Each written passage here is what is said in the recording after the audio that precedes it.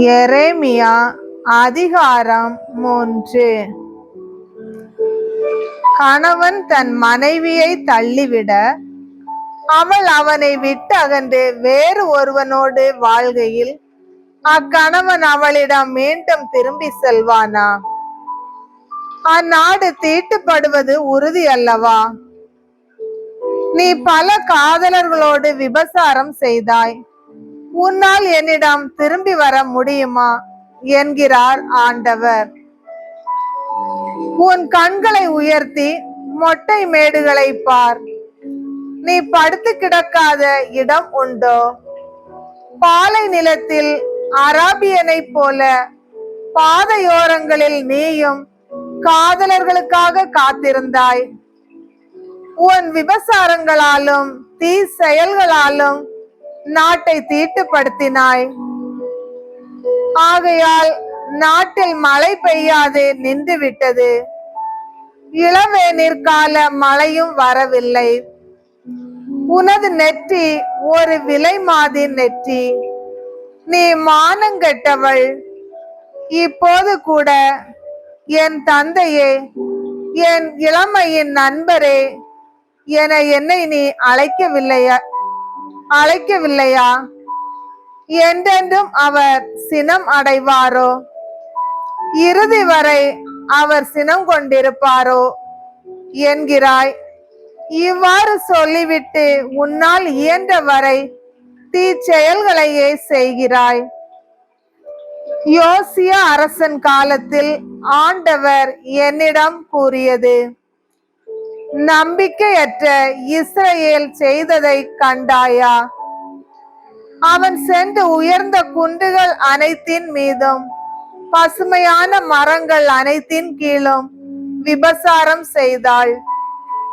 இவை அனைத்தையும் செய்த பின் என்னிடம் திரும்பி வருவாள் என எண்ணினேன். அவளோ திரும்பி வரவில்லை. நம்பிக்கை துரோகம் செய்த சகோதரி யூதா இதை கண்டாள். நம்பிக்கையற்ற இஸ்ரேலுடைய விபசாரத்தின் காரணமாக நான் அவளை தள்ளிவிட்டு அவளுக்கு மனமுறிவு சீட்டு கொடுத்ததை நம்பிக்கை துரோகம் செய்த அவளுடைய சகோதரி யூதா கண்டாள்.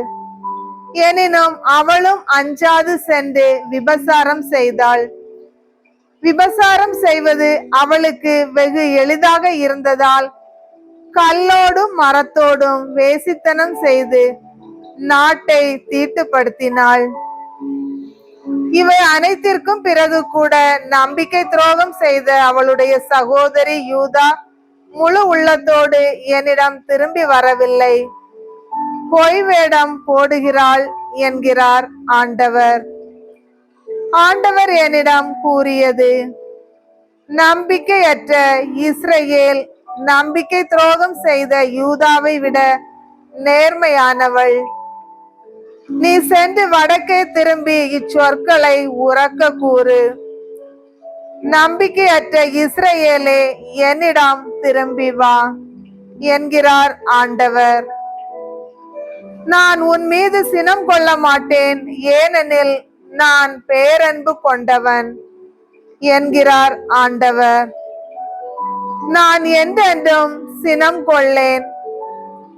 உன் குற்றத்தை நீ ஏற்றுக்கொண்டால் போதும்.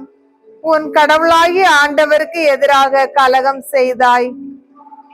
பசுமையான மரங்கள் அனைத்தின் கீழும் அந்நியரை நாடி அங்குமிங்கும் ஓடினாய். என் குரலுக்கோ நீ செவிசாய்க்கவில்லை என்கிறார் ஆண்டவர். மக்களே, என்னிடம் திரும்பி வாருங்கள், ஏனெனில் நானே உங்கள் தலைவன். நகருக்கு ஒருவனையும் குடும்பத்திற்கு இருவரையுமாக தெரிந்தெடுத்து உங்களை சீயோனுக்கு கூட்டி வருவேன். என் இதயத்திற்கேற்ற மேய்ப்பர்களை உங்களுக்கு கொடுப்பேன். அவர்கள் உங்களை அறிவுடனும் முன்மதியுடனும் வழி நடத்துவார்கள். நீங்கள் நாட்டில் பலுகி பெருகும் அக்காலத்தில் யாரும் ஆண்டவரின் உடன்படிக்கை பேழை பற்றி பேச மாட்டார்கள். அது அவர்கள் எண்ணத்திலோ நினைவிலோ இராது. அது இல்லை என்று வருந்தி இனி ஒன்றும் செய்ய மாட்டார்கள் என்கிறார் ஆண்டவர். அக்காலத்தில் எருசலேமை ஆண்டவரின் அரியணை என அழைப்பார்கள். ஆண்டவரின் பெயரை முன்னிட்டு எல்லா மக்களினத்தாரும் எருசலேமில் வந்து கூடுவர். தங்கள் தீய இதய பிடிவாதத்தின்படி இனி நடக்க மாட்டார்கள். அந்நாள்களில் யூதா வீட்டார் இஸ்ரேல் வீட்டாரோடு சேர்ந்து கொள்வர். நான் அவர்கள் மூதாதையருக்கு உரிமை சொத்தாக கொடுத்த நாட்டுக்கு வட நாட்டிலிருந்து ஒன்றாக வந்து சேர்வர். உன்னை என் மக்களின் வரிசையிலே எவ்விதம் சேர்த்து கொள்வேன் என்றும் திரளான மக்களினங்களுக்கிடையே அழகான உரிமை சொத்தாகிய இனிய நாட்டை உனக்கு எவ்விதம் தருவேன் என்றும் எண்ணிக்கொண்டிருந்தேன். என் தந்தை என என்னை அழைப்பாய் என்றும் என்னிடமிருந்து விலகி செல்ல மாட்டாய் என்றும் எண்ணி இருந்தேன். நம்பிக்கை துரோகம் செய்த ஒரு பெண் தன் காதலனை கைவிடுவது போல இஸ்ரேல் வீடே, நீயும் எனக்கு நம்பிக்கை துரோகம் செய்கிறாய் என்கிறார் ஆண்டவர். மொட்டை மேடுகளில் கூக்குரல் கேட்கிறது. அது இஸ்ரேல் மக்களின் அழுகையும் வேண்டலுமாம். ஏனெனில் அவர்கள் நெறி தவறி தங்கள் கடவுளாகிய ஆண்டவரை மறந்தார்கள். என்னை விட்டு விலகிய மக்களே, திரும்பி வாருங்கள். உங்கள் நம்பிக்கையின்மையில் இருந்து உங்களை குணமாக்குவேன். இதோ நாங்கள் உம்மிடம் வருகிறோம். நீரே எங்கள் கடவுளாகிய ஆண்டவர்.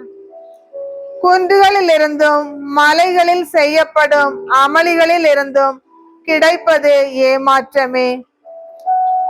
இஸ்ரேலின் விடுதலை எங்கள் கடவுளாகிய ஆண்டவரிடம் மட்டுமே உள்ளது. எங்கள் இளமை முதல் எங்கள் மூதாதையர் உழைப்பின் பயனாக பெற்ற ஆடு மாடுகளையும் புதல்வர் புதல்வியரையும் வெட்கங்கெட்ட பாகால் விழுங்கிவிட்டது.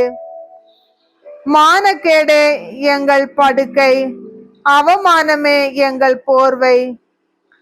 ஏனெனில் எங்கள் இளமை முதல் இன்று வரை நாங்களும் எங்கள் மூதாதையரும் எங்கள் கடவுளாகிய ஆண்டவருக்கு எதிராக பாவம் செய்தோம். அவரது குரலுக்கு நாங்கள் செவிசாய்க்கவில்லை.